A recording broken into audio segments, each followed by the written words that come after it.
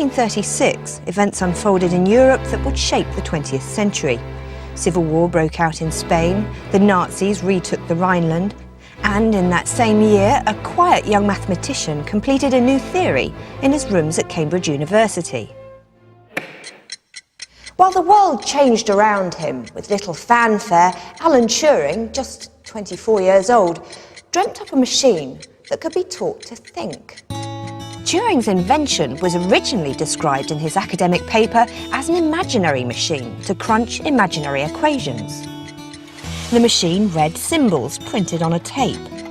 The order of the symbols was in fact a program. The machine understood this program by referring to an internal table setting out what the function of each symbol was. No tea breaks, no pens running out, no human errors. Slowly but surely, the machine could do incredibly complicated calculations with an infinitely long tape to work on and endless time to do them in. It then produced the result as a new set of symbols.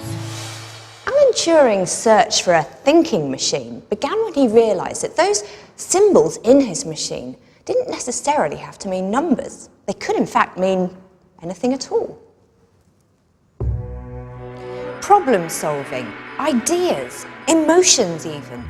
Anything that could be converted and written down in symbols could be carried out.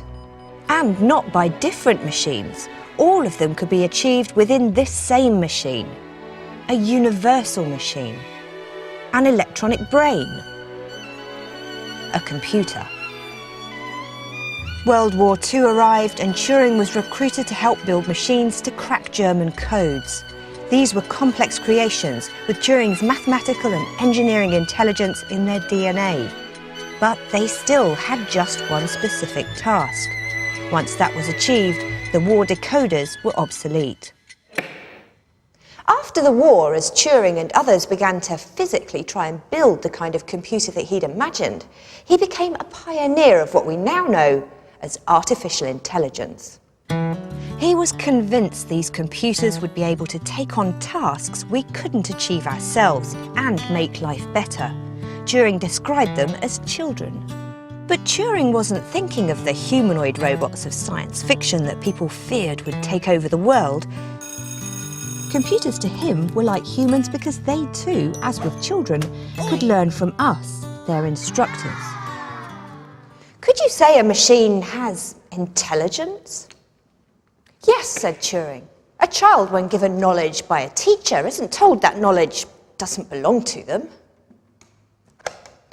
Against a lot of confusion and paranoia, Turing tried to make people realise that it was up to us to become better teachers, and so set this new technology free.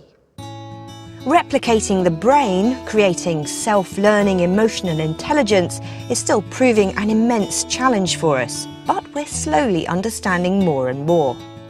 Now our computers do far more than sing songs and play chess. Intelligent machines can drive our cars unaided, guide life-saving surgery, keep us in touch, informed, and predict the future.